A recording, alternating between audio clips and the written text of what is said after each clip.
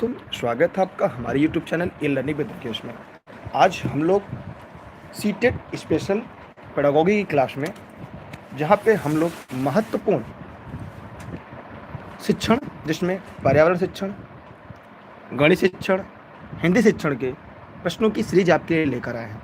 इस सीरीज का पढ़ाने का एकमात्र जो उद्देश्य है वो आपका सिलेक्शन है, क्योंकि हम प्रश्नों की जो व्याख्या करेंगे वो विस्तृत रूप से करेंगे, ताकि जब भी आप परीक्षा में जाएं तो यहाँ से आप प्रश्नों को ज़्यादा करके आएं। मेरा एकमात्र उद्देश्य आपका सिलेक्शन है, आपका क्वालिफाई कराना है। अगर आप सिलेक्शन के लिए, आप सीटेट उत्तीर्ण करने के लिए हमारी क्लास को पढ़ रहे हैं तो वीडियो के अंत तक बने रहिएगा और आप अपनी प्रतिक्रिया भी जरूर देते चलिएगा। यह ई लर्निंग विद दुर्गेश की सीटेट की एक अनोखी और बड़ी पहल है, जहां 3 विषयों के शिक्षण एक साथ, जिसमें पर्यावरण शिक्षण, गणित शिक्षण, हिंदी शिक्षण की महा मैराथन सीरीज आपके लिए चल रही है। आप वीडियो में जुड़ने के बाद कॉपी कलम लेकर बैठिएगा, और हो सकता है ये वीडियो काफ़ी बड़ा और लंबा हो, लेकिन आपके सिलेक्शन से बड़ा नहीं है। अगर आप जीवन में सफल होना चाहते हैं तो आप शॉर्टकट का सहारा मत लीजिएगा, क्योंकि सफलता का कोई भी शॉर्टकट नहीं होता। मैं आगे बढ़ रहा हूँ एक एक प्रश्नों की तरफ। आज ईवीएस पेडागोगी की जो सेट नंबर है वो 7 सीरीज है, जैसा कि आप देख पा रहे हैं। ई लर्निंग विद दुर्गेश की ये ऑनलाइन क्लास सिराज हिंद जौनपुर जनपद से संचालित की जाती है। चलिए एक एक करके हम प्रश्नों को पढ़ते हैं। आपके सामने पहला प्रश्न है, उम्मीद करता हूँ प्रश्न आपको दिखाई दे रहा होगा। प्रश्न क्या रहा है? पर्यावरण अध्ययन, ध्यान से देखिएगा मेरी प्रश्नों को, कि जो पर्यावरण अध्ययन की कक्षा में संकल्पनाओं को स्पष्ट करने के लिए कविता और कहानी कथन का प्रयोग करना सहायता करता है। तो आप लोग फटाफट जवाब दीजिएगा कि इस दिए गए प्रश्न का सबसे उपयुक्त विकल्प क्या होगा। जो लोग इस वीडियो को लाइव देख रहे हैं सभी लोग फटाफट कमेंट करेंगे और कमेंट करके अपना जवाब जरूर देंगे, क्योंकि मेरा उद्देश्य आपका सिलेक्शन है और मैं चाहूँगा कि आप सिलेक्शन के लिए लगातार अपना बेस्ट दें। ठीक है, जल्दी से फटाफट बताइए कि आपके आधार पर इस दिए गए प्रश्न का कौन सा विकल्प सही होगा। बताइए सभी लोग फटाफट कमेंट करके। लाइव जो देख रहे हैं सभी लोग जवाब दें। चलिए मैं स्पष्ट कर देता हूं एक एक करके। देखिए आप लोग की संख्या जो भी रहे, लेकिन आप लोग कमेंट करके अपने रिप्लाई नहीं देते, ये आपकी गलत आदत है। ठीक है, चलिए यहाँ पर देखिएगा ध्यान से। कह रहा है कि पाठ को आनंदमयी और रोचक बनाना। देखिए, पर्यावरण अध्ययन की कक्षा में संकल्पनाओं को स्पष्ट करने के लिए कविता और कहानी कथन का प्रयोग सहायता करती है। देखिए, कविता और जो कहानी होता है ये भी आपको मदद करता है, लेकिन याद रखिएगा यहाँ पर इसका जो मदद करना है वह मदद करना है, आनंद बनाना नहीं है। ठीक है, संकल्पना की बात कर रहा है। फिर आगे कह रहा है कि स्थानीय एवं वैश्विक स्तर पर संसार की प्रकृति को खोजने और संकल्पना करने की योग्यता को बढ़ावा देने में। फिर आगे कह रहा है शिक्षार्थियों में निहित भाषा एवं सांस्कृतिक विविधताओं का ध्यान रखने में। फिर कह रहा है सही दिशा में विद्यार्थियों की ऊर्जा का सारणीकरण करने में। तो यहाँ पर जो उपयुक्त प्रश्न आपको दिखाई दे रहा है, इसका जो सबसे उपयुक्त उत्तर होगा वह है आपका बी, क्योंकि बी ज़्यादा लोग बता रहे हैं, इसका मतलब बी को ताला लगाया जाए। बी आपका सही जवाब है। और एक बात मैंने और बताया था, जिस प्रश्न का उत्तर आपको ना पता हो, जिसका उत्तर बड़ा होता है वही उसका उत्तर होता है। यहाँ पर देखिए, स्थानीय वैश्विक स्तर पर संसार की प्रकृति को खोजने और कल्पना करने की योग्यता को बढ़ाना। जैसे ये बताना कि अगर आपके पाठ में आ जाए चीन की दीवार, अगर आ जाएगा चीन की दीवार, तो बच्चों को चीन की दीवार कैसे समझाएंगे? तो बच्चों को चीन की दीवार ऐसे समझाएंगे कि जैसे यह हमारा स्कूल है, जैसे यहाँ पर यह हमारा क्या है, स्कूल है। अब इस स्कूल के चारों तरफ जब मिड डे मील के लिए छुट्टी होती है, जब रेसेस होता है, जब लंच होता है, तो कुछ बच्चे बाहर भाग जाते हैं। उनको बाहर जाने से रोकने के लिए इस विद्यालय के चारों तरफ एक चहार दीवारी का निर्माण कर दिया गया, और यहाँ पे जो गेट था उस गेट में क्या लगा दिया गया? ताला लगा दिया गया, ताकि बच्चे बाहर ना जाने पाए। इसी प्रकार तो बच्चे कहेंगे हाँ सर, अब हम लोग कोई भी कक्षा से बाहर नहीं जा सकता, क्योंकि जब वो कक्षा से बाहर भागना चाहेगा तो यहाँ पर क्या है? यहाँ पर क्या है? चार दीवारी है, और चार दीवारी से हम लोग भाग नहीं सकते। इसी प्रकार चीन की भी दीवार है। इसी प्रकार क्या है? चीन की एक दीवार है जो बाहर से आने वाले आक्रमणकारी को रोकने के लिए बनाई गई है, जैसे आपको स्कूल से बाहर जाने भागने के लिए बचाई गई है। इस प्रकार यहाँ पर दिए गए प्रश्न का जो उपयुक्त विकल्प होगा वह क्या होगा? 20 का राइट आंसर होगा। तो स्थानीय एवं वैश्विक स्तर पर संसार की प्रकृति को खोजने और कल्पना करने की योग्यता को बढ़ावा देने में। ठीक है, तो उम्मीद करते हैं कि जो मैंने आपको बताया, ठीक, तो आप लोग जरा कमेंट करके बताएं कितने लोग को ये समझ में आया, क्योंकि आपको प्रश्न का उत्तर नहीं बताना है, आपको साथ में तथ्यों को समझना है, क्योंकि जब आप सिलेक्शन की तरफ आगे बढ़ेंगे तो आपको ये चीजें बहुत ही महत्वपूर्ण होंगी और आपके लिए कामगार भी साबित होंगी। मैं आगे बढ़ रहा हूं अपने अगले प्रश्न की तरफ। ठीक है, चलिए फटाफट मैं आगे बढ़ रहा हूं। और आपने अभी तक वीडियो को लाइक नहीं किया तो लाइक करने के बाद सबसे पहला काम वीडियो को शेयर जरूर कर दें, क्योंकि कुछ चमन टाइप के लोग आएंगे और वीडियो को लाइक करेंगे, क्योंकि उनका यही काम है, उनकी औकात उतनी तक है। ठीक है, और आप लोग अच्छे लोग हैं, अच्छे से पढ़िएगा और सफल जल्दी से होइएगा। अगला प्रश्न है, आपको शायद दिखाई दे रहा होगा, यहाँ पर क्या है, सहयोगात्मक अधिगम में पुराने एवं अधिक दक्ष विद्यार्थी छोटे एवं कम कुशल विद्यार्थियों का आकलन करते हैं। तो जो लोग इस वीडियो को लाइव देख रहे हैं सभी लोग फटाफट कमेंट करें इस दिए गए प्रश्न का उत्तर क्या होगा। जो क्लास मेरी प्रतिदिन करते होंगे यकीनन वो इस प्रश्न का जवाब जरूर देंगे। ठीक है, सभी लोग फटाफट बताएं। देखिए, मैंने आपको बताया कि सहयोगात्मक अधिगम में पुराने और अधिक दक्ष विद्यार्थी छोटे एवं कम कुशल विद्यार्थियों का आकलन करते हैं। बताइए सर क्या होगा। देखिए यहाँ पर मैं इसको पढ़ाऊंगा, इसके बाद मैं आपको समझाऊंगा कि जैसे सहयोगात्मक अधिगम क्या होता है। सहयोगात्मक अधिगम जैसे आप लोग इस समय मिलकर पढ़ रहे हैं, यहाँ पे मैं आपको स्पष्ट करना चाहूंगा इसमें होता क्या है कि जैसे जब मैं पढ़ा रहा हूँ सभी लोग बहुत ही मन से पढ़ते हैं, आप आते ही वीडियो को लाइक करते हैं, वीडियो को शेयर कर देते हैं, और जितने लोग हैं वे सभी अपना मेहनत करते हैं। उसमें जैसे जब आप लोग पढ़ना शुरू करते हैं उसमें कुछ चमन चूतिया टाइप के लोग आ जाते हैं, तो आप उनके क्या करते हैं, उन्हें तुरंत बाहर का रास्ता दिखाते हैं। तुरंत क्यों? क्योंकि आपको पता है कि एक दिन में सिलेक्शन नहीं मिलती, एक दिन में कोई सफल नहीं होता, एक दिन में मैं पढ़कर आपको नहीं पढ़ाता, मैं लगातार मेहनत कर रहा हूं। और आपने देखा होगा कि सीटेट का रिजल्ट 12% आता है, 17% आता है, इसका मतलब 88% लोग फेल होते हैं। लेकिन यहाँ पर जो लोग पढ़ रहे हैं वे सभी क्या है, सहयोगात्मक अधिगम है, इसलिए इनकी जो IQ लेवल है वो ज्यादा है और ये स्वगरिमामान है, इनके अंदर स्वयं की गरिमा है कि ये सिलेक्शन के लिए पढ़ रहे हैं, इन्हें केवल सीटेट नहीं पास करना है। अगर यहाँ पे इनका शिक्षण का कॉन्सेप्ट आज क्लियर हो जाएगा, इलनी विदुर्गेश के साथ भविष्य में KVS दें, DSSB दें, सुपर टेट दें, इनके सभी कॉन्सेप्ट क्लियर रहेंगे और वो सरकारी नौकरी के प्रबल दावेदार होंगे। लेकिन कुछ लोग ऐसे होंगे जो केवल परीक्षा के टाइम पढ़ेंगे, जो परीक्षा के टाइम पढ़ेंगे और जो प्रतिदिन क्लास ले रहा है, क्या वो उनका मुकाबला कर पाएंगे? नहीं कर पाएंगे। इसलिए आप सब सफल अभ्यर्थियों में से हैं, इसलिए यहाँ पर आप क्या है, स्वगरिमामान है और आपकी उच्च उपलब्धि है। उपलब्धि क्या है आपकी? उच्च है। इसलिए इस प्रश्न का उत्तर क्या होगा? सी इसका राइट आंसर होगा, क्योंकि आपको पता है रेस के घोड़े रेस में अच्छे लगते हैं, खेत में नहीं। इसीलिए आपको मैं जब पढ़ाता हूं तो कुछ ऐसे लोग हैं जो आएंगे बिना क्लास पढ़े, पहले वीडियो को लाइक करेंगे, क्योंकि उनका काम यही है, वो पूरी जिंदगी यही करेंगे, वो सफल नहीं होंगे क्योंकि उनके मानसिकता ही ऐसी है। लेकिन आप लोग अच्छे लोग हैं और लगातार मेहनत कर रहे हैं और सफलता की पथ पर जरूर आगे बढ़ेंगे। मेरी शुभकामनाएं आपके साथ हैं। मैं आगे बढ़ रहा हूं अगले प्रश्न की तरफ। एक क्लास जौनपुर जनपद से चलती है। ऑनलाइन क्लास के लिए यहाँ पे नंबर दिया गया है, इस पर व्हाट्सएप करके online class, notes, video lecture, शिक्षक भर्ती परीक्षा, सीटेट की जानकारी ले सकते हैं। अगला प्रश्न आपके सामने है, शायद आपको दिखाई दे रहा होगा। यह फेसबुक पेज पे भी लाइव चल रहा है, यूट्यूब पे भी लाइव चल रहा है। ठीक है, तो यहाँ पर हम लोग ध्यान से देखेंगे कि सीमा प्रत्येक पाठ को रटकर तुरंत सीख लेती है, जबकि लीना चर्चा एवं ब्रेन स्टॉर्मिंग मस्तिष्क अद्रेलन के बाद प्रत्येक पाठ को समझती है। यह विकासात्मक सिद्धांत की ओर कैसा संकेत करता है? क्योंकि हमारे साथ बहुत सारे लोग होते हैं, हमारी कक्षा में पढ़ते हैं, आप किस कक्षा में भी पढ़ेंगे, तो बहुत सारे लोग होते हैं कहते हैं मुझे याद नहीं होता, मैं सीटेट कैसे पास होऊंगा, मुझे सीटेट पास करना है। तो उनके अंदर जो गुण होता है सभी एक समान नहीं होते, सबके तरीकाएं अलग अलग होती हैं। तो हमें कहते हैं अगर आप मित्रवत रूप से पढ़ेंगे तो यकीनन आप सफल जरूर होंगे। बहुत सारे लोग हैं जिनको बात का होता नहीं, मैं पढ़ लूंगा, मैं पास हो जाऊंगा, ऐसा कुछ नहीं है। आप लोग एक स्वयं की एक समूह बनाइए, एक ऐसे मित्रों का समूह बनाइए जो पढ़ने योग्य हो, अच्छे हो, ताकि आप सफलता के और आगे चल सके। देखिए यहाँ पर क्या होगा, सामान्य से विशिष्ट की ओर, ये तो शिक्षण विधि है। यहाँ पर निरंतरता है कि उसकी वजह से नहीं सीख पा रहा है। फिर कह रहा है अंतर संबंध जी नहीं, व्यक्ति भिन्नता है। यहाँ पर जितने लोग लाइव देख रहे हैं सभी की सीखने की क्षमता अलग अलग है। कुछ जल्दी सीखते हैं, कुछ धीरे धीरे सीखते हैं, कुछ मेरी तरह मंद बुद्धि है, कुछ आपकी तरह प्रखर बुद्धि है। तो यहाँ पे कई प्रकार के बालक और बालिका हैं। तो यहाँ पर इस बात को याद रखिएगा कि यहाँ पर दिए गए प्रश्न का होता है व्यक्ति भिन्नता। ऐसा सीटेट में हर साल एक प्रश्न पूछा जाता है, लेकिन जरूरी नहीं है आपका एग्जाम्पल सेम यही दे।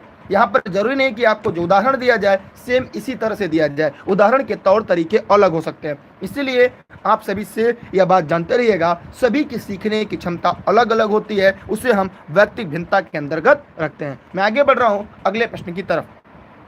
अच्छा, एक छोटा सवाल मैं आपसे पूछूंगा, जो लोग वीडियो को लाइव देख रहे हैं वो ये बताएंगे सामान्य से विशिष्ट की ओर कौन सी शिक्षण विधि है। जो लोग इस वीडियो को लाइव देख रहे हैं वो सभी लोग कमेंट करके जवाब दें।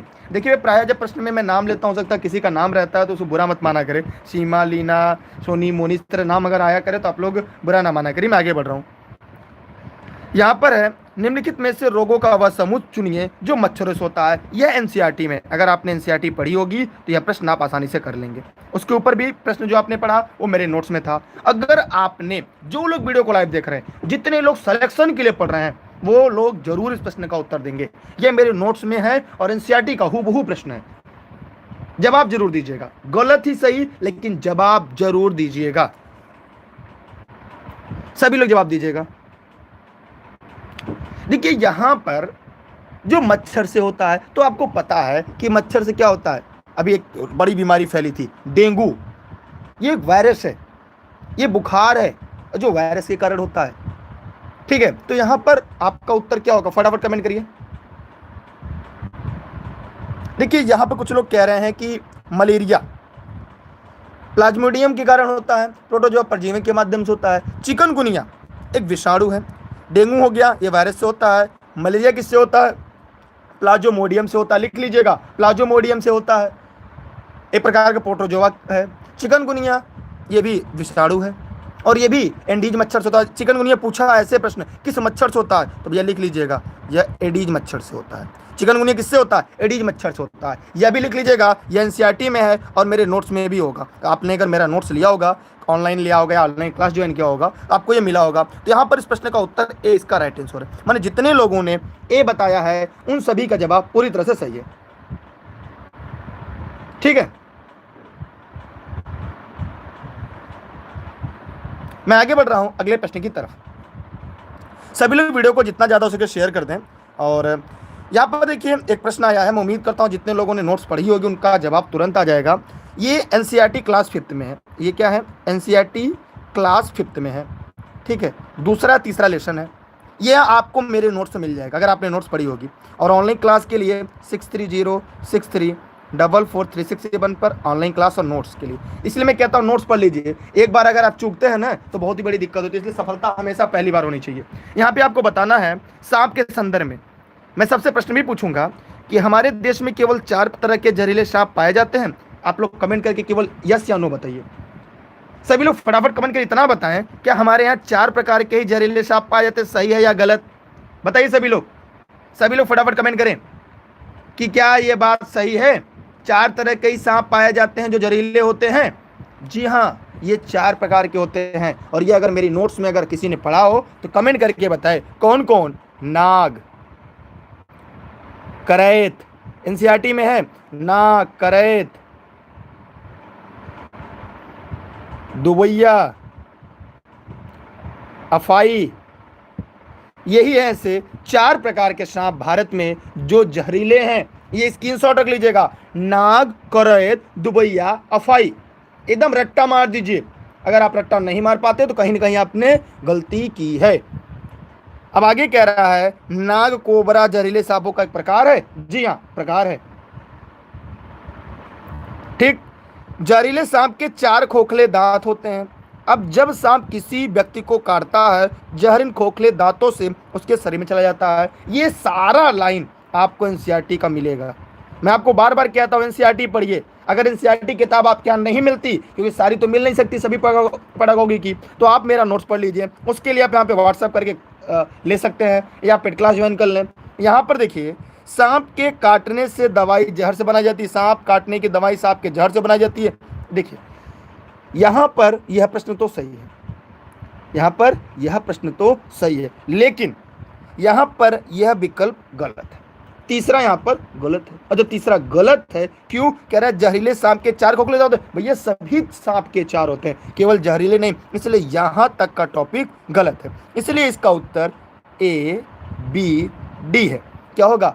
A, B D. A B D कहाँ पे है? यहाँ पर इसका उत्तर होगा सी, इसका राइट आंसर होगा। अब मैं प्रश्न पूछूंगा कि सांप काटने के दवाई का नाम क्या है? अगर जितने लोगों ने इस सीरीज को पढ़ा होगा, एनसीईआरटी नोट्स पढ़ा होगा, वे सभी लोग जवाब दें कि सांप के काटने का जो जहर होता है उसके लिए जो दवा होती है वो क्या होता है? बताइए सभी लोग फटाफट कमेंट करके, सभी लोग फटाफट कमेंट करें। जी हाँ, सीरम राइट आंसर। यह भी एनसीईआरटी में मेरे नोट्स में भी होगा, सीरम। कुछ लोग कहते हैं सर परीक्षा से बाहर निकलने के बाद क्या सर सीटेट वाले आपके नोट्स से ही क्वेश्चन बनाते हैं? क्योंकि सारे क्वेश्चन आपको हूबहू हमारे नोट्स में मिल जाते हैं। मैं आगे बढ़ रहा हूँ अगले प्रश्न की तरफ, यहाँ से स्क्रीनशॉट क्लिक कर लीजिए। मैं आगे बढ़ रहा हूँ। मैं देखिए, मैंने आपको स्टार्टिंग में बताया था मैं आपको सिलेक्शन के लिए पढ़ाऊंगा, इसलिए आपको हो सकता है क्लास लंबी लगे। यह भी एनसीईआरटी का प्रश्न है, एनसीईआरटी क्लास 5th का है और ये लास्ट लेसन है। मुझे नहीं, 11वां लेसन है क्या? ये आखिरी लेसन का प्रश्न है। पेट्रोलियम के सही अभिलक्षण चुनिए। जो लोग वीडियो को लाइव देख रहे हैं सभी लोग फटाफट कमेंट करें और कमेंट करके इस वीडियो को अपने सभी साथी मित्रों तक जरूर पहुंचाएं। सभी लोग फटाफट बताएं कमेंट करके। जो लोग इस वीडियो को लाइव देख रहे हैं सभी लोग फटाफट कमेंट करें और बताएं। देखिए, वीडियो को सबसे पहले आप लोग जो लोग लाइव देख रहे हैं पहले तो लाइक करने के बाद अपने सभी साथी मित्रों को शेयर कर दें। पहले इतना काम करें, तब मैं आपको पढ़ाऊँ इसका उत्तर क्या होगा। विद्या माई कसम है, सभी लोग वीडियो को लाइक करें और अपने सभी मित्रों को शेयर करें अगर आप चाहते हैं कि वास्तव में मेरे साथ आप सीटेट क्वालिफाई कर सकते हैं तो। आइए मैं इसको अच्छे से व्याख्या कर रहा हूँ। देखिए, ये अच्छी गंध का होता है? जी नहीं, एनसीईआरटी में लिखा है पेट्रोलियम बदबूदार होता है, अच्छी गंध का नहीं होता। तो यहाँ इसका मतलब है या तो ये बदबूदार, यहाँ भी बदबूदार, यहाँ भी। ये गाढ़ा होता है, यहाँ पे पतला पतला नहीं होता, ये गाढ़ा होता है। ये गहरे रंग का तेल होता है। यहाँ पर जितने लोगों ने सी बताया है उन सभी के जवाब पूरी तरह से सही हैं, माने सी वाले राइट आंसर हैं। क्या है? सी वालों का सही जवाब है। अब मैं इतनी मेहनत से आपको जब पढ़ाता हूँ तो आप लोग लाइक करने में आपका पैसा लगता है, शेयर करने में आपका पैसा लगता है। अब यही हाल रहेगा तो मैं लंबी क्लास नहीं लूँगा, मैं केवल 2 सेक्शन पढ़ाकर ही बंद कर दूंगा, ठीक है? जब आप लोग कैसा लगता है तो। मैं आगे बढ़ रहा हूँ अगले प्रश्न की तरफ। यहाँ पर देखिए, ध्यान से देखिएगा, ये भी हमारे नोट्स में आपको मिल जाएगा। मधुबनी चित्रों को बनाने के लिए चित्रकारों द्वारा उपयोग किए जाने वाले रंग क्या है? सभी लोग फटाफट कमेंट करें, ठीक है? सभी लोग फटाफट कमेंट करके बताएं कि जो मधुबनी है, मधुबनी चित्रों को बनाने के लिए चित्रकारों द्वारा उपयोग किए जाने वाले रंग क्या होते हैं? ये भी मैंने आपको पढ़ाया है और ये भी एनसीईआरटी में है और ये एनसीईआरटी क्लास 4th में है। तो इसलिए मैंने आपको पहले बता दिया कि भैया अगर आपको सिलेक्शन लेना है तो आपको एनसीईआरटी पढ़ना है। सभी लोग फटाफट बताएं क्या होगा। देखिए, कुछ लोग कहते हैं उत्तर नहीं बताएंगे, मन में अपना उत्तर रख लेते हैं। कमेंट करना चाहिए, अभिव्यक्ति। अगर आप शिक्षण पढ़ते हैं तो शिक्षण का पूरा प्रयोग करिए, ठीक है? चलिए मैं आगे बढ़ रहा हूं। यहां पर ध्यान दीजिएगा कि जो मधुबनी चित्र को बनाने में, पहली बात तो मधुबनी क्या है? मधुबनी एक जिला है। मधुबनी एक जिला है, कहां पर? बिहार का। ये पूछा जाता है कि मधुबनी पेंटिंग कहाँ से प्रसिद्ध है, तो पहली बात आप जानते रहिएगा, बिहार से। एक चीज, ये बिहार के किन क्षेत्रों से? तो मिथिलांचल क्षेत्र से। याद रखिएगा, यह भी आप याद रखिएगा, कहाँ पे? मिथिलांचल। और ये नेपाल तक फैला हुआ है। कहाँ तक? यह पेंटिंग जो है आगे चलकर नेपाल तक फैली हुई है, ठीक है? इसमें जो रंग बनाने के लिए घरेलू चीज़ों का इस्तेमाल किया जाता है, जैसे हल्दी, केले का पत्ता, पीपल का छाल, पीसे हुए चावल, रंगीन घोल की आवश्यकता यहाँ पर पड़ती है। तो इसलिए यहाँ पर दिए गए प्रश्न का सबसे उपयुक्त उत्तर क्या होगा? यह पीसे हुए चावल के रंगीन घोल से बनाए जाते हैं। तो आप लोगों ने प्रश्न को ध्यान से पढ़ लिया। ये क्लास प्रतिदिन शाम 7 बजे ई लर्निंग विद दुर्गेश पर लाइव चलती है, जिसका लिंक टेलीग्राम पे मिलेगा। जो भी साथी अभी तक टेलीग्राम पे नहीं जुड़े हैं वे स्वयं जुड़ जाएं और अपने सभी साथी मित्रों को एक बार इस वीडियो को शेयर करें, अपने सभी मित्रों को पहुंचा दें, ठीक है? मैं आगे बढ़ रहा हूं अगले प्रश्न की तरफ। अगला प्रश्न आपके सामने आ चुका है। मैं उम्मीद करता हूं कि आप इस प्रश्न का जरूर जवाब देंगे। सभी लोग फटाफट कमेंट करें। क्वेश्चन नंबर इसलिए नहीं पढ़ता कि मुझे कितना पढ़ाना है, कब पढ़ाना है, ये बात डिसाइड नहीं होता, इसलिए यहाँ पे क्वेश्चन नंबर नहीं पढ़ता। आप लोग केवल प्रश्न का जवाब दीजिए, गलत हो या सही मैं आपको जरूर बताऊंगा, ठीक है? यहाँ पे डिस्लेक्सिया मुख्यतः की समस्या से संबंधित है। डिस्लेक्सिया बताइए सभी लोग फटाफट कमेंट करके। एकदम हलवा प्रश्न है और ये सीटेट में कई बार पूछा है। अगर आपको भविष्य में शिक्षक बनना है तो भैया आपको इसी तरह के सीरीज को अच्छे से पढ़ना पड़ेगा। ये है पढ़ने का, बहुत ही सही बताया आप लोगों ने। जी हाँ, इसका संबंध किससे है? 20 का राइट आंसर होगा, 20 का सही जवाब होगा। मैंने जितने लोगों ने बी बताया है उन सभी के जवाब पूरी तरह से सही है। मैं आगे बढ़ रहा हूँ अगले प्रश्न की तरफ। अगला प्रश्न आपके सामने है। अगर आप लोग संख्या बल बेहतर कर देंगे, वीडियो को लाइक और शेयर करेंगे, तो मैं आपके लिए सीटेट की कुछ महत्वपूर्ण सीरीजें फ्री शुरू कर दूंगा। अगर आप लोग साथ देंगे तब, नहीं साथ देंगे तो यही क्लास एक फ्री पढ़ेंगे, बाकी क्लासेस कल से पेड वाली स्टार्ट हो जाएंगी। तो आप लोग जितना बेहतर संख्या देंगे मैं और मेहनत आपके लिए करूँगा।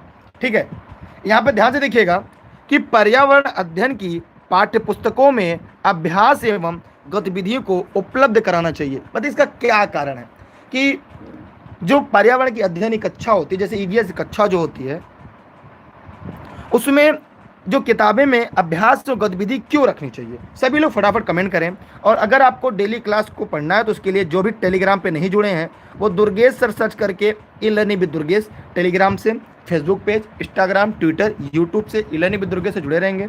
ऑनलाइन क्लास और नोट्स के लिए 6306344367 पर व्हाट्सएप करके जुड़ सकते हैं।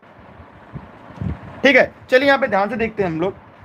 यहाँ पे एकदम हलवा सा है, कुछ लोग इसका उत्तर बी और कुछ लोग ए बता रहे हैं। दोनों है, दोनों सही है। पाठ के अंत में होना चाहिए। देखिए, पाठ के अंत में जो होता है उसका उद्देश्य अभ्यास होता है, यहाँ पे ये गलत।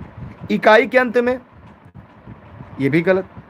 पुस्तक के अलग अलग स्थानों पर होता है, ये सही है कुछ हद तक।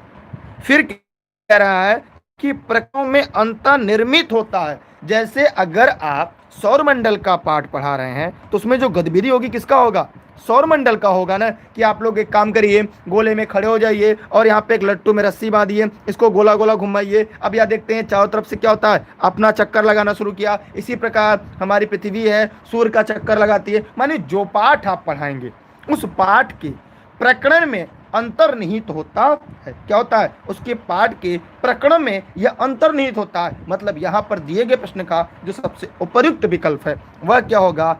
ए इसका राइट आंसर होगा। ए दिए गए प्रश्न का सही जवाब होगा। मतलब जितने लोगों ने ए बताया है उन सभी के प्रश्न के जवाब पूरी तरह से सही है। बाकी जितने लोगों ने बताया है उनके जवाब गलत थे। तो मैं आगे बढ़ रहा हूँ अगले प्रश्न की तरफ। किसी के मन में कोई डाउट, कोई प्रश्न हो जरूर पूछिएगा। ठीक है, चलते हैं। मतलब जितने लोग लाइव उतने लोग भी वीडियो को लाइक नहीं करते, या आपका नहीं, मेरा दुर्भाग्य है। इसका मतलब पढ़ाने में कोई कमी है, इसलिए बाकी क्लासेस फ्री नहीं चलेगी। ठीक है, यहाँ पे मैं आगे बढ़ रहा हूँ क्योंकि पेड में रहेंगे कम से कम तब तो पूरा पढ़ेंगे ना, क्योंकि फ्री की चीज़ की कोई वैल्यू नहीं होती। यहाँ पर ध्यान दीजिएगा कि पर्यावरण अध्ययन के शिक्षकों को एक छोटा सा वाक्य दिया गया, इस वाक्य को पूरा करना है और ये पूरा करने की जिम्मेदारी आपकी है। आपको इस वाक्य को पूरा करने की, सेंटेंस को पूरा करने की जिम्मेदारी आपकी है। तो जल्दी से फटाफट कमेंट करिए और बताइए।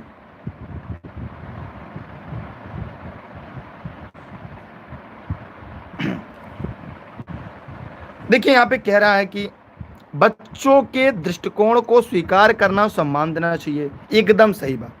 पर्यावरण की अध्ययन की कक्षा में हमें क्या करना चाहिए? जो बच्चे होते हैं उनके दृष्टिकोण को स्वीकार करना और सम्मान देना चाहिए। फिर अभिभावकों के विचार को स्वीकार करना। देखिए, अभिभावक से कोई मतलब नहीं यहाँ पे। ठीक, फिर मैं आगे देख रहा हूँ, विशेषता प्रयोगों पर ध्यान देना चाहिए। ठीक, अगला ये भी सही है, माने ये भी सही है और ये भी सही है। फिर कह रहा है पुस्तकों परीक्षा पे ध्यान देना चाहिए। नहीं, अब आपको बताना है पहले और तीसरे में कौन सा सही है। अगर आपके आधार पर है, ठीक, आपको अगर ये बताना होगा इन दोनों में कौन सही है तो आप किसे बताएंगे? सभी लोग फटाफट कमेंट करें। जो लोग वीडियो को लाइव देख रहे हैं वे सभी लोग फटाफट कमेंट करें और कमेंट करके जवाब दें। देखिए, यहां पर होगा दिए गए प्रश्न का जो सबसे सही उत्तर होगा प्रयोगों पर ध्यान देना। जब भी हम कोई चीज बच्चों को पढ़ाएंगे तो हम क्या करेंगे? सबसे ज्यादा, क्योंकि यहाँ पे पर्यावरण अध्ययन की बात कर रहा है, तो जो पर्यावरण अध्ययन में जो शिक्षक होंगे, देखिए हम किसी भी विषय का शिक्षण करें वहाँ पे बच्चों के दृष्टिकोण को सम्मान करना चाहिए। लेकिन कब सम्मान करेंगे? हम उन्हें पहले प्रयोग पर बल देंगे। प्रयोग करने के बाद जो उनका दृष्टिकोण होगा उस दृष्टिकोण का क्या करेंगे? हम सम्मान करेंगे। क्या करेंगे? हम उनका सम्मान करेंगे। इसलिए यहाँ पर इस प्रश्न का जो सबसे सही और उपयुक्त विकल्प होगा वह यहाँ पर सी होगा। चाहे जो भी पार्ट पढ़ाएंगे, चाहे आप एनसीईआरटी के क्लास 3 का पढ़ाइए, 4th पढ़ाइए, 5th का पढ़ाइए, सभी में आपने देखा होगा वहाँ पर प्रयोगों पर ध्यान देना चाहिए, बच्चों को प्रयोग में इन्वॉल्व करना चाहिए और प्रयोग के बाद अगर बच्चे उसका कोई रिस्पॉन्स देते हैं तो हमें उसके आधार पर आगे बढ़ना चाहिए, उनका सम्मान करना चाहिए। इसका मतलब इसका उत्तर सी इसका राइट आंसर होगा, ए इसका उत्तर नहीं होगा, इसका उत्तर ए नहीं होगा। ठीक है, मैं आगे बढ़ रहा हूं अगले प्रश्न की तरफ।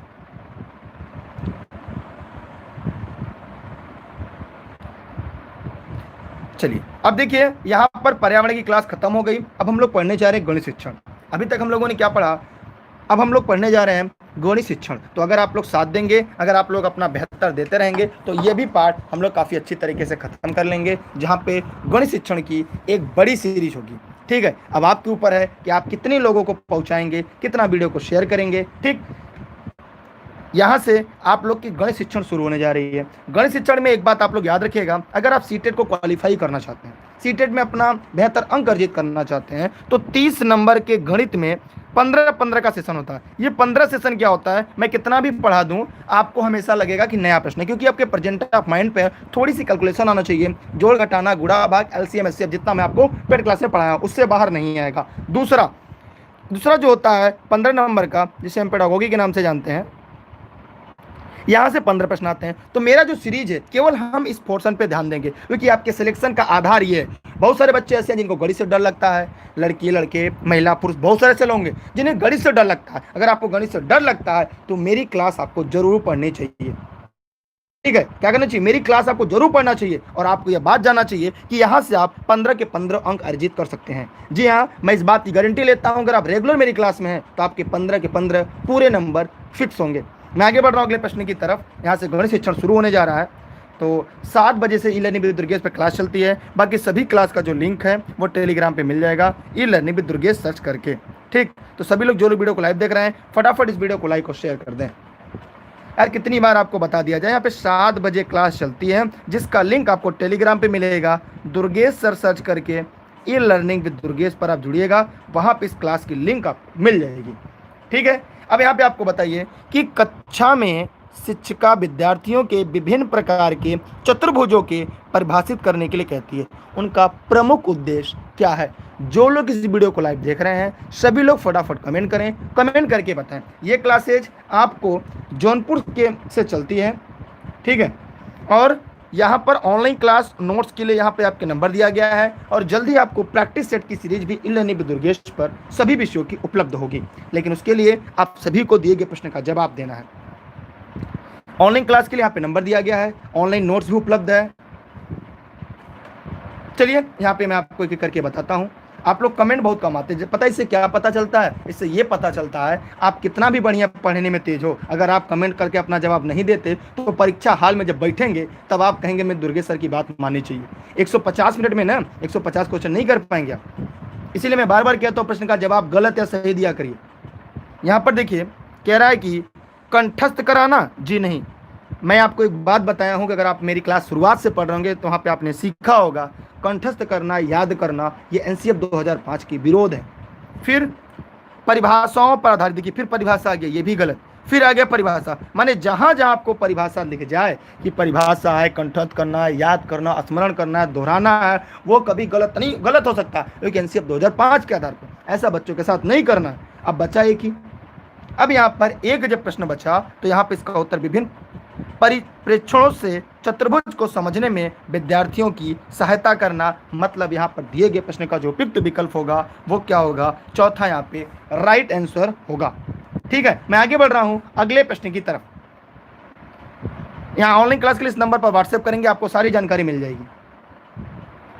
मैं बार बार आपको समझाता हूँ, जब चाहल में बैठेंगे तब मेरी बात आप लोग को याद आएगी कि हाँ काश हम एक टाइम मैनेजमेंट में ही साथ में पढ़ लिए होते हैं। यहाँ पर एक प्रश्न है आपके सामने कि कक्षा 4 में, ध्यान दीजिएगा, कक्षा 4 बिंदु और रेखा पर ज्यामिति पाठ के लिए आकलन निर्देश होंगे। तो जल्दी से फटाफट कमेंट करिए और कमेंट करके दिए गए प्रश्न का जवाब दीजिए। सभी लोग जो लोग इस वीडियो को लाइव देख रहे हैं, ये क्लासेज हमारे जौनपुर जनपद से चलती है। ई लर्निंग विद दुर्गेश की स्मार्ट कोचिंग क्लासेस के नाम से, और online class notes video lecture के लिए ये नंबर है, और ये हमारा व्यक्तिगत नंबर जिसकी कभी शायद आपको जरूरत ना पड़े। ठीक, अब आइए यहाँ पर एक एक करके हम विकल्पों का पोस्टमार्टम करते हैं और देखते हैं कौन से विकल्प पे सही ताला लगेगा। ठीक, चलिए एक एक करके ध्यान से देखते हैं। यहाँ पे कह रहा है सेमी और इंचों में रेखा को परिशुद्ध रूप से माप सकता है, रेखा का नाम बता सकता है। याद रखिएगा, बच्चे जो होते हैं वो गलतियां करते हैं। जैसे मैं आपको कहता हूं कि आप प्रश्न का जवाब दीजिए, तो मैं कहता हूं ना आप गलती करिए, ताकि गलती करने के बाद आप सीखिए। तो यहाँ पे कह रहा है कि वो परिशुद्ध रूप से, माने पूरी तरह शुद्ध बताएंगे, ऐसा नहीं है। थार्डाइक का नियम आपने पढ़ा है ना शिक्षण अधिगम में, तो अधिगम क्या कहता है कि भैया बच्चे गलती करके सीखते हैं, तो इसलिए यहाँ पर ये गलत।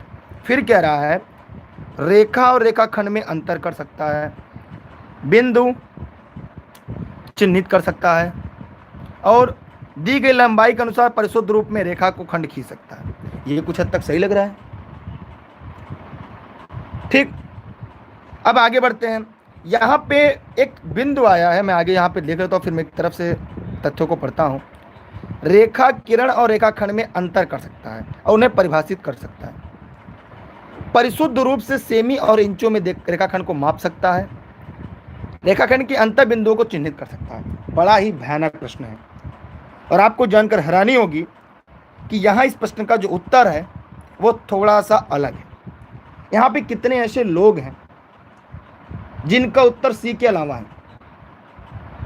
हाँ ठीक है, ट्रिक क्या था, मैंने आपको बताया था हर जगह ट्रिक काम नहीं करता ना, ये बात जरूरी नहीं है हर जगह ट्रिक काम कर जाए। हाँ, आप लोगों ने एकदम सही पकड़ा, लेकिन याद रखिएगा मैं यहाँ पे एक टॉपिक भी आपको पढ़ा दे रहा हूँ। देखिए, जैसे यहाँ पर रेखा और किरण और रेखाखंड में एक अंतर होता है, वो अंतर बच्चा कब जानेगा? जैसे रेखा किरण और रेखाखंड में अंतर कर सकता है और उन्हें परिभाषित कर सकता है। ये पता उन्हें परिभाषा नहीं पढ़ाना, लेकिन बच्चा परिभाषित कर सकता है। मेरी बात को गौर समझिएगा, मेरी बात को समझिएगा। उन्हें परिभाषा नहीं पढ़ाना है, परिभाषा नहीं रटाना है, लेकिन बच्चा अपने तथ्यों को परिभाषित कर सकता है।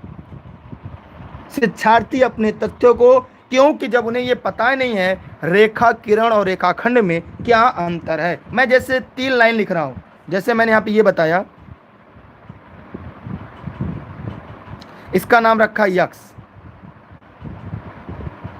इसका नाम रखा वाई, इसका नाम रखा जेड। बताइए इसमें रेखाखंड कौन है? कमेंट करके बताइए निम्नलिखित में से रेखाखंड कौन सा है। सभी लोग फटाफट कमेंट करें और कमेंट करके बताएं निम्नलिखित में से कौन सा रेखाखंड है। जो लोग इस वीडियो को लाइव देख रहे हैं सभी लोग फटाफट कमेंट करके इतना बताएं निम्नलिखित में से रेखाखंड कौन सा है। बताइए रेखाखंड कौन सा है? सभी लोग कमेंट करिए यार, आप लोग सिलेक्शन चाहते हैं ना, तो जवाब दिया करिए।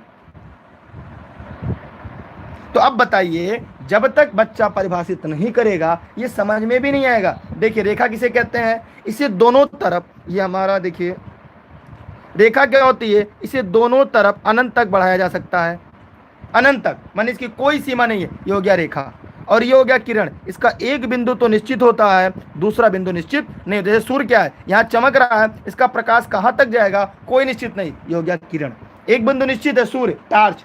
फिर रेखाखंड, ये क्या हो गया, ये रेखाखंड हो गया। माने रेखाखंड क्या होती है, इसकी लंबाई निश्चित होती है कि 5 सेमी लंबी रेखाखंड खींचिए, 4 सेमी लंबी एक रेखाखंड खींचिए, तो क्या होता है, इसकी लंबाई निश्चित होती है। तो यहाँ पर जब तक बच्चा परिभाषित नहीं करेगा, उनमें अंतर नहीं कर पाएगा, तब तक ज्यामिति पाठ पढ़ाने के लिए आकलन निर्देश होंगे। तो यहाँ पर दिए गए प्रश्न का उत्तर अब 20 का राइट आंसर होगा, 20 का सही जवाब होगा। तो याद रखिएगा कि हम हर तथ्य को, तभी मैं कहता हूं कि आपको क्लास को अंत तक पढ़ा करिए और पूरा पढ़ा करिए। मैं जल्दी जल्दी बताता इसका ये उत्तर, इसका ये उत्तर है, तो मेरी क्लास पढ़ने से आपको कोई मतलब नहीं। यूट्यूब पे लाखों चैनल ऐसे हैं जो केवल ये बताएंगे इस प्रश्न का उत्तर ये है और इस प्रश्न का उत्तर ये है। अगर मैं पूछ दिया जाए इन तीनों में किसे कॉपी पर खींचा जा सकता है, जरा कमेंट करके बताइए निम्नलिखित तीनों में से, रेखा किरण और रेखाखंड में से किसे कॉपी पर खींचा जा सकता है? तो कोई हो तो कमेंट करके बताएं। चलिए मैं आगे बढ़ रहा हूं। इसके बाद सीडीपी क्लास चलेगी 8:30 बजे से। मैं थोड़ा तेजी से पढ़ाऊंगा क्योंकि आपकी संख्या बहुत कम है, तो मैं जल्दी से खत्म कर रहा हूं। उसके बाद 8:30 बजे सीडीपी क्लास है। 8:30 बजे से ई लर्निंग विद दुर्गेश पर सीडीपी क्लास है, जिसका लिंक टेलीग्राम पे मिलेगा। टेलीग्राम डिस्क्रिप्शन में लिंक है, आप दुर्गेश सर सर्च करके ई लर्निंग विद दुर्गेश से जुड़ सकते हैं। किन दो संख्याओं का गुणा करने पर गुणनफल 24 प्राप्त होगा? सभी लोग फटाफट कमेंट करें, कमेंट करके बताएं। जो लोग वीडियो को लाइव देख रहे हैं, तब तक मैं भी कुछ कर रहा हूँ, यहाँ पे होमवर्क कर रहा हूँ, आप लोग फटाफट जवाब दें। वीडियो को शेयर मत करें, लाइक मत करें, ठीक है, क्योंकि आपको बार बार कहने से कोई मतलब नहीं, क्योंकि आप करेंगे अपने मन का। जैसे यहाँ पे कह दिया जाए 24 को, तो यार हम कहेंगे 24 को हम लिख सकते हैं 2 गुणे 12 24 लिख सकते हैं ना। 24 को हम लिख सकते हैं 3 गुणे 8 लिख सकते हैं। 24 को यार हम लिख सकते हैं 4 गुणे 6 लिख सकते हैं। फिर हम 24 को लिख सकते हैं 12 दूनी 24 भी लिख सकते हैं, और 8 3 24 हो गया, 6 चौके 24 हो गया, और यहाँ पे 6 गुणे 6। तो इस तरह से हम लिख सकते हैं, अलग अलग लड़का अलग अलग लिख सकता है, ठीक है। तो जरा आप लोग कमेंट करिए इसका क्या होगा।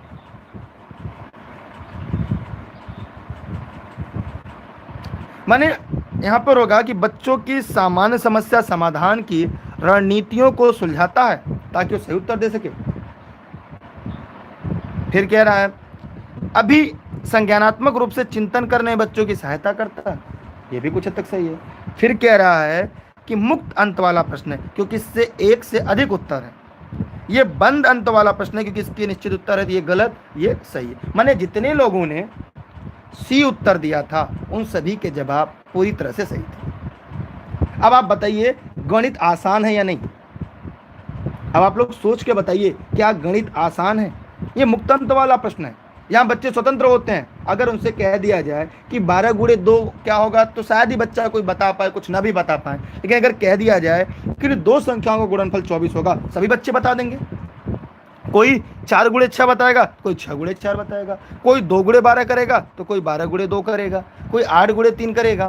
तो इस प्रकार इसे हम मुक्त अंत वाला प्रश्न के नाम से जानते हैं। मैं आगे बढ़ रहा हूँ अगले प्रश्न की तरफ। थोड़ा मैं प्रश्न तेजी से करा रहा हूँ कि बहुत धीरे धीरे हो गया ना। यहाँ पर एक प्रश्न आपके सामने है। कक्षा 3 का बच्चा 482 को 482 पढ़ता है, लेकिन लिखता ये है, एक शिक्षक के रूप में किस ओर संकेत करता है? इसमें बहुत सारे टीचर होंगे, अध्यापक होंगे, अध्यापिका होंगी। अगर मान लीजिए हम आपके बच्चे होते हैं, हम आपकी कक्षा में पढ़ रहे होते हैं और हम ये पढ़ते ये 482 है, लेकिन लिखते समय हम कैसे लिखते? 482।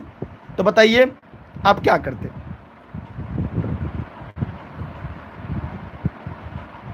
बताइए सभी लोग फटाफट कमेंट करके। अगर आपको क्लास बेहतर लगे तो अपने 10 साथियों को प्रतिदिन क्लास में जोड़िए ताकि ये क्लास काफी लंबे चले। गणित यार सबसे आसान विषय है, हमें तो लगता है इससे आसान कोई विषय नहीं है। पढ़ाने वाला बेहतर होना चाहिए बस, जो तथ्य को पूरी तरह समझाए।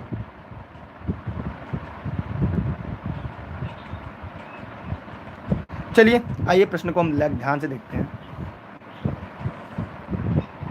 बच्चा संख्या की अभिव्यक्ति के विस्तारित रूप में और लघु रूप में भ्रमित है। हो सकता हो मेरी तरह मंदबुद्धि बालक हो। शिक्षक को स्थानीय मान विषय पर तभी पढ़ाना चाहिए जब बच्चे संख्याओं को भली प्रकार लिखना सीख जाए, ऐसा नहीं है। बच्चा कक्षा में एकाग्र नहीं है और ध्यान से नहीं सुनता, ये भी कोई बात नहीं है। बच्चा ध्यान से सुनता है लेकिन स्थानीय मान की समझ स्थापित नहीं कर पाया। जी हाँ, बच्चा मेरी तरह मंदबुद्धि टाइप का है और वो क्या है, वह ध्यान से तो सुनता है लेकिन स्थानीय मान की समझ स्थापित नहीं कर पाता और वह 400 प्लस 82 को 482 नहीं लिख पाता। ठीक, इसलिए इस प्रश्न का जो उपयुक्त विकल्प होगा वो चौथा अर्थात डी इसका राइट आंसर होगा। तो बहुत सारे लोगों ने इसका उत्तर डी बताया था और जितने लोगों ने इसका उत्तर डी बताया था उन सभी के जवाब पूरी तरह से सही हैं।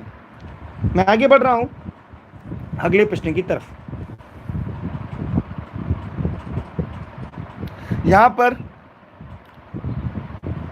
शैलजा विभिन्न तरीकों से संख्या को व्यक्त कर सकती है। जैसे 4 को लिख सकती है 2 + 2, 4 को लिखती है 1 + 3, यदि वह संख्या की किस विकासात्मक अवस्था में है। बताइए सभी लोग फटाफट कमेंट करिएगा।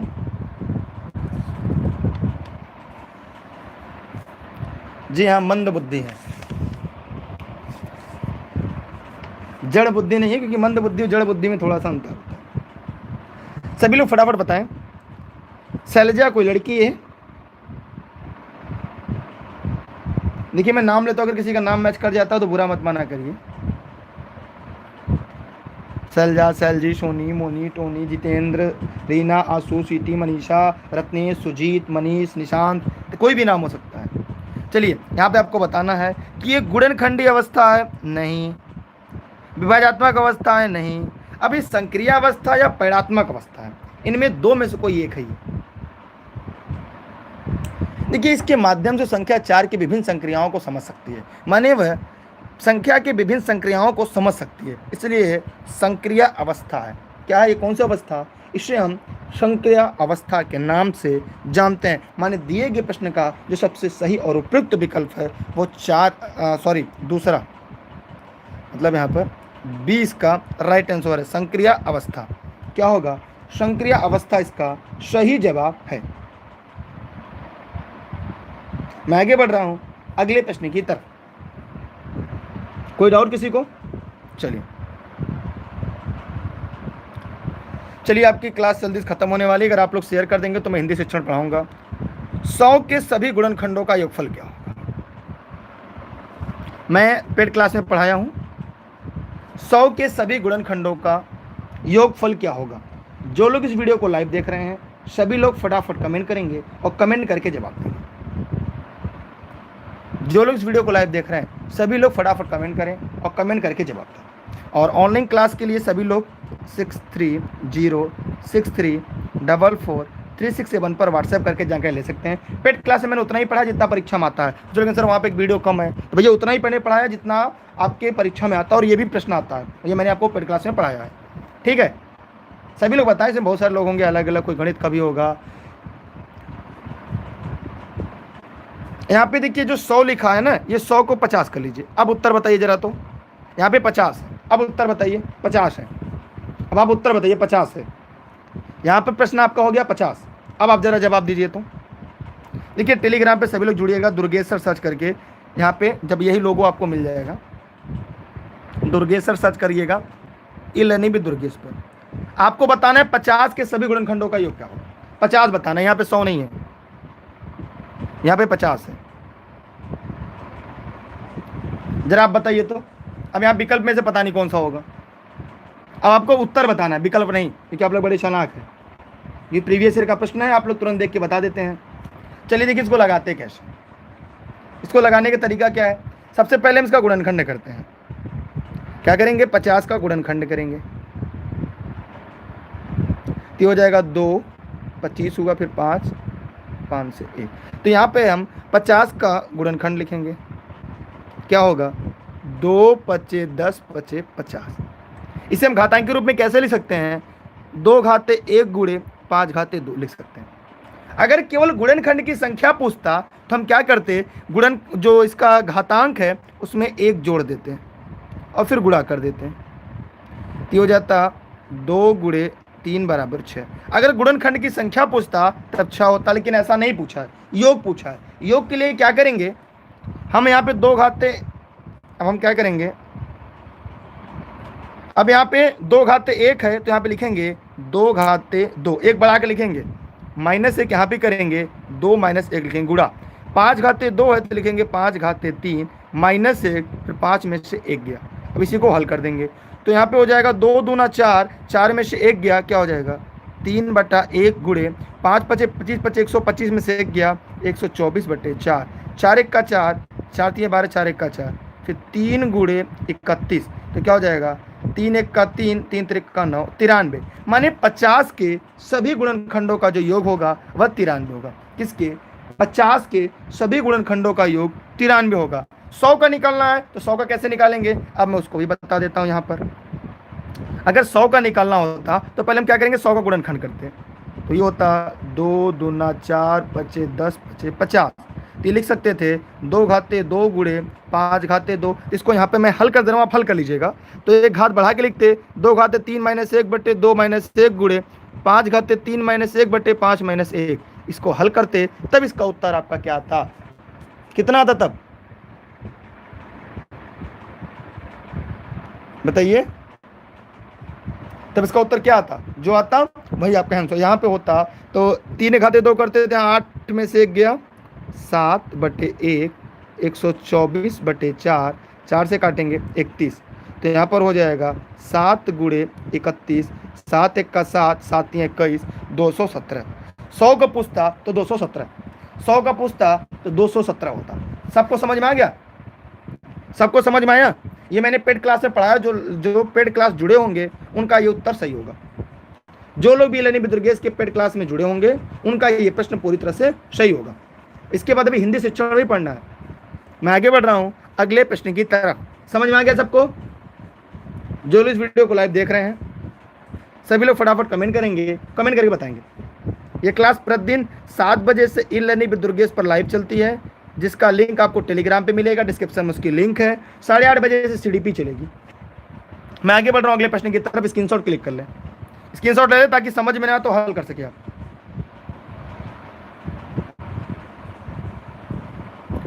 अगला एक प्रश्न छोटा सा आपके सामने, ये भी मैंने पेड क्लास में पढ़ाया है। 12-16 का न्यूनतम सार गुणज क्या होगा? मैंने इसको डिकोड कर दिया था। मैंने जब पेड क्लास में इस पार्ट को अच्छे से पढ़ाया था और मैंने वहां पे आपको बताया था न्यूनतम सार गुणज, जहां पे सार गुणज बात आता है वहां पे हमेशा रखिएगा एलसीएम, जहां पे छोटी बात करें। और यहाँ पे भी सार गुणज क्या रहा है, यहाँ पर भी एलसीएम है। तो भैया 12 और 16 का जो एलसीएम है वो 48 होगा, गुणे 10 और 15 का एलसीएम 30 होगा।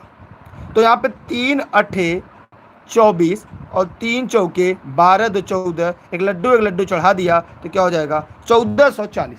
क्या हो जाएगा 1440। ठीक है, सभी लोग टेलीग्राम पे डिस्क्रिप्शन में लिंक होगा, या टेलीग्राम ऐप इंस्टॉल करके दुर्गेश सर सर्च करके ई-लर्निंग विद दुर्गेश से जुड़ सकते हैं, या पेड क्लास में 6306344367 पर व्हाट्सएप करके online class, notes, video lecture in सभी के बारे में जानकारी ले सकते हैं। घर बैठे सभी पेड क्लास आपको यहाँ पर उपलब्ध हो जाएगा। मैं आगे बढ़ रहा हूँ अगले प्रश्न की तरफ। यहाँ से किसी के मन में कोई डाउट, कोई प्रश्न हो तो पूछ सकता है। इसके बाद हमें हिंदी शिक्षण पढ़ना है। ठीक, कौन सा शिक्षण? हिंदी शिक्षण। किसी कोई डाउट? चलिए मैं आगे बढ़ रहा हूं।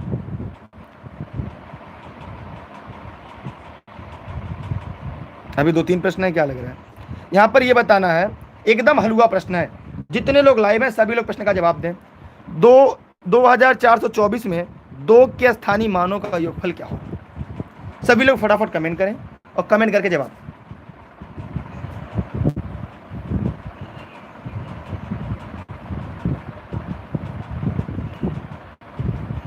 बताइए सभी लोग फटाफट।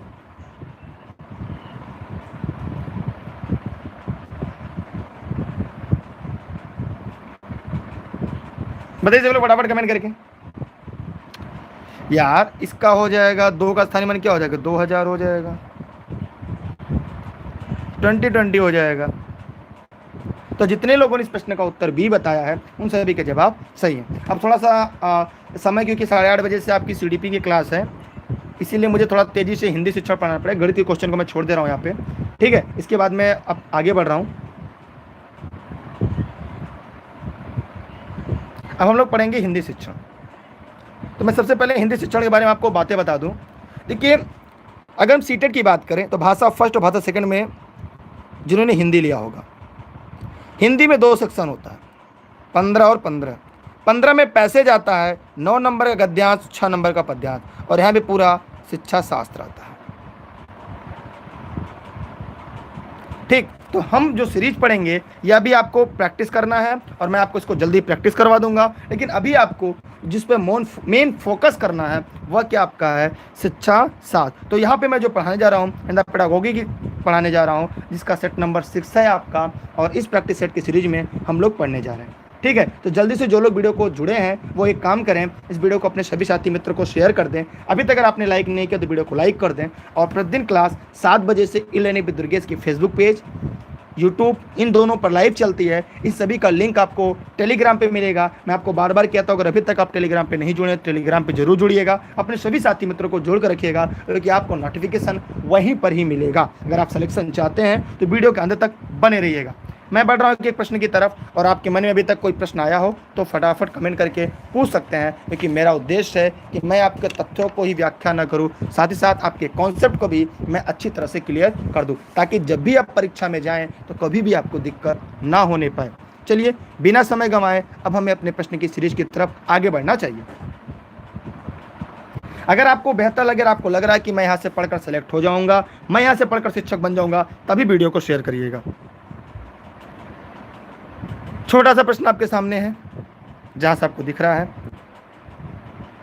कि बच्चों की मौखिक अभिव्यक्ति का विकास करने के लिए सबसे कम प्रभावी तरीका कौन सा है। सभी लोग फटाफट कमेंट करेंगे और कमेंट करके इस दिए गए प्रश्न का सबसे सही जवाब देने का पूर्ण प्रयास करेंगे। और मैं उम्मीद करता हूं कि जितने लोग इस वीडियो को लाइव देख रहे हैं सभी लोग इस दिए गए प्रश्न का जवाब ही नहीं देंगे, बल्कि यह प्रयास करेंगे कि ज़्यादा से ज़्यादा लोगों तक इस प्रश्न की जो थियरी है वो लोगों तक पहुँचे और ज़्यादा से ज़्यादा लोग सिलेक्शन के और नज़दीक आएँ। बताइए।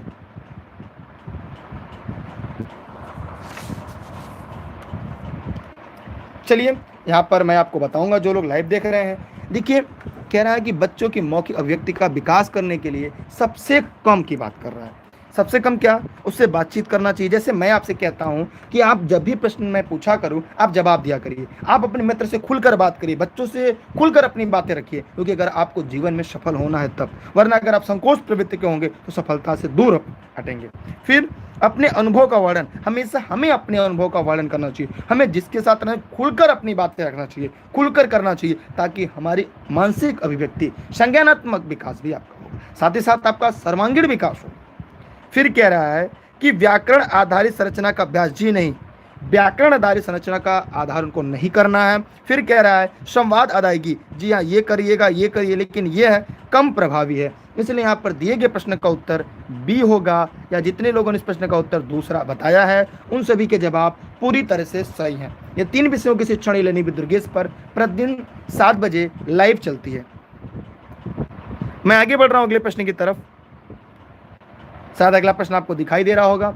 अगला प्रश्न है आपके सामने कि भाषा सीखने के लिए कौन सा कारक सर्वाधिक महत्वपूर्ण है। तो बताइए कौन से विकल्प में ताला लगाया जाए, फटाफट कमेंट करके बताइएगा। मैं दुर्गेश जायसवाल जौनपुर से ई लर्निंग विद दुर्गेश पर लाइव क्लास आपके लिए लेकर आता हूं, और ऑनलाइन क्लास और नोट्स के लिए इस नंबर पर व्हाट्सएप करके जुड़ सकते हैं। यदि कोई भी समस्या होती है तो यहाँ पर आपको ऑनलाइन क्लास, नोट्स और जल्दी आपको practice set E learning with Durgesh की मिलना शुरू हो जाएगा। सभी लोग फटाफट बताएं कौन से विकल्प पे ताला लगाया जाए।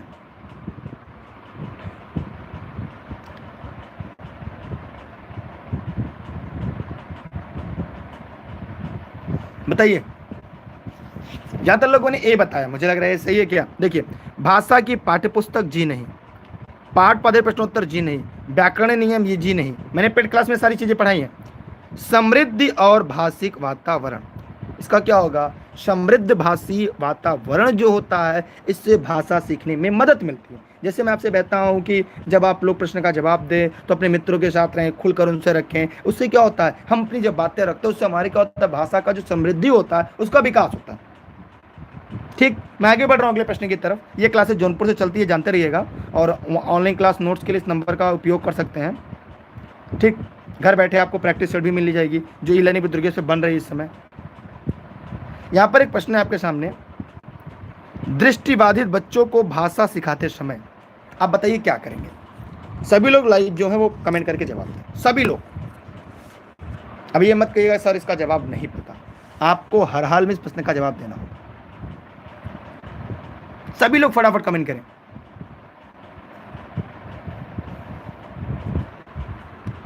बताइए मालिक क्या होगा, क्या होगा।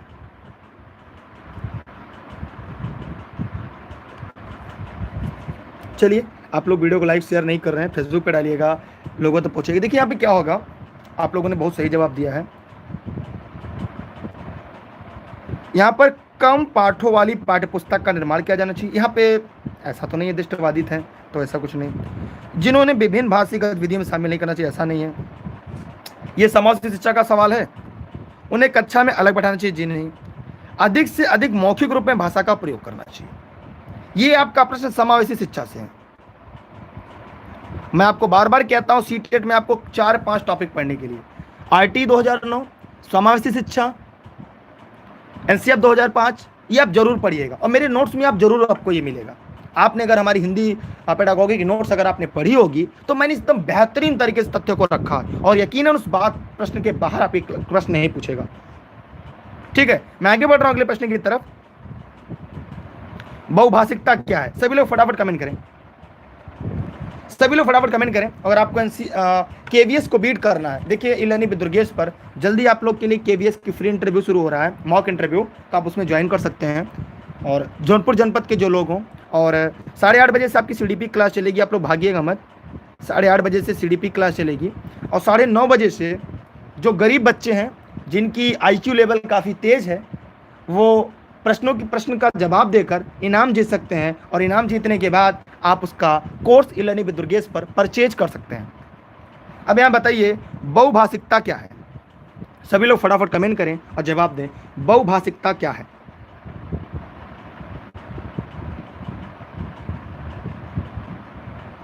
बताइए सभी लोग, यहाँ पे जितने लोग लाइव हैं सभी लोग फटाफट जवाब दीजिएगा। भाषा के सिखाने में बहुत ही बड़ी बाधा है? जी नहीं यार, यहाँ पे बताइए जितने लोग हैं अलग अलग जगह, सबकी अलग अलग भाषा होगी, मेरी भी अलग है, आपकी अलग है, तो जरूरी है तो बाधा कहाँ डाल रही है? नहीं डाल रही है। कुछ लोग बिहार से देख रहे हैं, कुछ लोग यूपी से देख रहे हैं, यूपी 75 जिलों से, कहीं कोई राजस्थान से देख रहा है, कोई झारखंड से देख रहा है, कोई पंजाब से देख रहा है, उत्तराखंड से कोई देख रहा है, तो भैया अलग अलग उनकी भाषा होगी ना। भाषा इस समृद्धि को खतरे में डालती है? खतरे में तो नहीं डाल रही है, वो सीख रहे हैं। ठीक है, फिर भाषा सीखने में बाधा उत्पन्न करती है? ऐसा भी नहीं है। ये क्या है? भाषा सीखने में एक महत्वपूर्ण संसाधन है। ठीक है, तो यहां पर आप लोगों ने देखा कि सभी के प्रश्न के जवाब क्या है? D is the right answer है, मतलब डी वाले सही है। मैं आगे बढ़ रहा हूं। जय कुंदन कुमार जी बिहार से, सभी लोग फटाफट कमेंट करते रहें। अगला प्रश्न बहुत हलुआ है, यह आज का आखिरी प्रश्न है। इसी के जवाब देने के बाद आज की सीरीज खत्म हो जाएगी और ये क्लास प्रतिदिन आपको 7 बजे से ई लर्निंग विद दुर्गेश पर लाइव चलती है, जिसका लिंक हमारे टेलीग्राम पे मिलेगा। दुर्गेश सर सर्च करिएगा बिना स्पेस के, या इसके डिस्क्रिप्शन में लिंक है, वहाँ से जुड़ सकते हैं। ऑनलाइन क्लास और नोट्स के लिए 6306344367 पर व्हाट्सएप करके online class, notes, video lecture, practice set संबंधित जानकारी ले सकते हैं। चलिए बहुत बहुत धन्यवाद। आप लोग अलग अलग जिलों से, बहुत ही अच्छा लगा। आप अपने जिलों में अगर इसको पहुंचा देंगे तो मुझे बड़ी खुशी मिलेगी और मैं समझूंगा कि मेरा पढ़ाया हुआ मेहनत आप प्रदेश के साथ साथ अन्य जिलों में भी जा रहा है, लोग पढ़ रहे हैं और सफल हो रहे हैं। ठीक है, आइए हम यहाँ पे और बात करते हैं इन सभी विकल्पों के पे कि भाषा का बच्चे विद्यालय में आने से पहले, देखिए मैंने पेड क्लास में इस बात को अच्छे से पढ़ाया था कि जब बच्चा विद्यालय आता है ना तो पूरी तरह से भाषा सीख कर आता है, मतलब परिपूर्ण होता है। मानो उसका समुचित उपयोग करने में समर्थ नहीं है, जी नहीं। वो हंसना, रोना, बोलना, मांगना, घर जाना, घर आना, पानी पीना, सर आज पढ़ने का मन नहीं, सर दर्द कर रहा है, सर मम्मी के पास जाना है, ऐसे क्या करता है? वो बच्चा बातों का प्रयोग करता है। इससे बात स्पष्ट होता है कि कहीं ना कहीं बच्चा जो है वो क्या करता है? इस भाषा का समुचित विकास करता है। ठीक है, आगे देखते हैं। यहाँ पे एमपी से भी है, सॉरी एमपी में भूल गया था। कोरी स्लेट होता, जी नहीं, वो कोरी स्लेट नहीं होता, वह ज्ञान का गागर होता है। यहाँ पे गलत है, मैंने पेड क्लास में पढ़ाया इस बात को। अच्छा मेरे हम तो सर आपके मतलब मैं बीटीसी 15 बैच जौनपुर से हूँ। अपनी भाषा नियमबद्ध व्यवस्था की व्यवहारिक कुशलता के साथ, जैसे बच्चा जब आता है, पता उसको व्याकरण नहीं पता होता है, उससे क्या होता है? व्याकरण नहीं पता होता है, लेकिन वो व्याकरण का पूरा प्रयोग करता है। पापा हम घर जाएंगे, पापा हम स्कूल जाएंगे, पापा जब बाजार जाइएगा आते समय मेरे लिए टॉफी लेकर आइएगा। माने बच्चा क्या करता है? पूरी तरह से व्याकरण नियमों का प्रयोग करता है, बेशक उसे ये न पता हो कर्ता क्रिया कर्म क्या होता है, संज्ञा सर्वनाम उसे नहीं पता हो, लेकिन जब बच्चा बोलता है तो पूरी तरह से वो व्याकरण नियमों पर बोलता है। अगर कोई प्राथमिक बच्चा या कभी भी किसी भी कक्षा 3-4 साल के बच्चे, 4 साल के बच्चे से जब बात करेंगे तो आप वहाँ पे पाएंगे, ठीक है, आप वहाँ पे ये पाएंगे कि बच्चा कोई भी हो, कोई भी बच्चा हो, कोई भी बालक हो, वह जब भाषा का प्रयोग करता है तो पूरी तरह से वह क्या करता है, व्याकरण नियमों का प्रयोग करता है। जी हाँ, मैं जौनपुर में मैं चयनित हूँ और मुझे जिला जौनपुर मिला है सहायक अध्यापक के तौर पर। तो मैं चाहता हूँ मैं सेलेक्ट हुआ तो इसके साथ साथ आप भी सेलेक्ट हों और आप भी आगे बढ़ें। मेरी शुभकामना आपके साथ है। मैं इस बात की गारंटी लेता हूँ अगर मेरी तरह सीटेट कोई पढ़ाकर पास करा दे इन 3 विषय के शिक्षण, तो आप इस चैनल को अनसब्सक्राइब कर दीजिएगा। मैं इस बात की गारंटी लेता हूँ इससे बेहतर अगर कोई पढ़ा दे तो ये चैनल आप छोड़कर चले जाएगा, क्योंकि यकीनन इस बात की भरोसा है मुझे कि मैं जो पढ़ाता हूँ उससे बाहर परीक्षा में, उससे इतर परीक्षा में नहीं आएगा। तो जैसे वीडियो में जुड़िएगा, अपने सभी साथी मित्रों को वीडियो शेयर करिएगा, सभी लोगों तक पहुँचाइएगा। मेरी शुभकामनाएं आप सबके साथ हैं। बहुत बहुत धन्यवाद। Best of luck. जय हिंद, जय भारत। आज की क्लास खत्म हो गई। अगर आपके मन में कोई प्रश्न हो, कोई सवाल हो, पूछ लीजिएगा। आज हम लोगों ने क्या क्या पढ़ा, ईवीएस, मैथ और हिंदी, इन तीनों की पेडागोगी की एक बेहतरीन सीरीज पढ़ी जहां पर हमने व्याख्या पढ़ाया। और आप हमेशा व्याख्या पढ़ने के लिए आया करिए, ठीक है। मैं सभी क्लासेस लूंगा 1-2 दिन के बाद सभी, ठीक है। तो सभी लोग वीडियो को शेयर करिएगा। और जौनपुर जनपद में ऑफलाइन क्लास, ऑनलाइन क्लास घर बैठ के कहीं से पढ़ सकते हैं। नोट्स भी हमारे यहाँ उपलब्ध है एनसीईआरटी का। आप अगर भी ई लर्निंग विद दुर्गेश से जुड़े हैं तो आगे भी अपनी मेहनत को बरकरार रखने दीजिएगा, ठीक है। बहुत बहुत धन्यवाद। हाँ अंशु जी, जल्दी मैं क्लास शुरू करने वाला हूँ। 9:30 बजे क्लास आपकी स्टार्ट होगी। अभी इसके जस्ट बाद एक क्लास है 8:30 बजे सीडीपी की। तो भैया सीडीपी प्राइमरी, अपर प्राइमरी दोनों के लिए पढ़ना है। सीडीपी मुकेश सर पढ़ाएंगे, सभी लोग जुड़े रहिएगा, ठीक है। बहुत बहुत धन्यवाद आप लोग का। 9:30 बजे वाली क्लास कल से प्रतिदिन होगी। तो चलते हैं, बाय बाय। चलिए, बहुत बहुत धन्यवाद आपका। वीडियो शेयर जरूर करिएगा। संस्कृत क्लास के संस्कृत सर से बात हो रही है, 1-2 दिन में वो संस्कृत की भी क्लास स्टार्ट हो जाएगी, ठीक है। बहुत बहुत धन्यवाद आपका, बाय बाय। कोई सवाल है आपका? हाँ, Facebook page E learning with Durgesh, Instagram, Twitter, YouTube E learning with Durgesh. चलते हैं तब, फिर अगली क्लास के लिए तैयारी करनी है।